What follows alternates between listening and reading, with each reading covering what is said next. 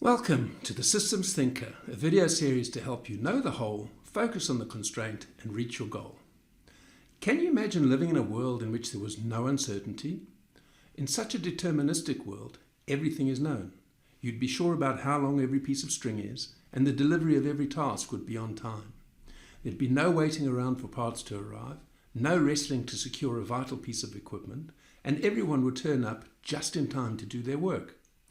Your forecasts would be entirely accurate, and your budgets would be your actuals. You'd never have to worry about Murphy, as he'd be on permanent holiday. Life, of course, is not like that. Indeed, variation is the very basis of the origin of species, including us humans. Whether or not we have free will may be debated, but I sure as hell have experienced free won't. At a more prosaic level, though, knowledge of variation is a critical component of successfully managing systems over the long haul. And it's worthwhile classifying variation into two different classes. There's common cause variation, which, as its name implies, arises from the ordinary operation of a system. In a steady state, a well-designed system will produce its output within control limits. Overhauling a pump under normal circumstances, with all else being equal, might have control limits of 30 to 60 minutes.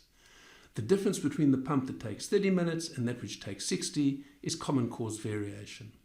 But if when you come to overhaul your pump, you have the wrong parts, the wrong tools, and nobody qualified to do it, then the task might take you many hours or even days to complete. This example is one of special cause variation. Tighten the control limits for common cause variation and work on your mitigations for special cause variation. That's your tip for better ways to do better work and redefine what's possible.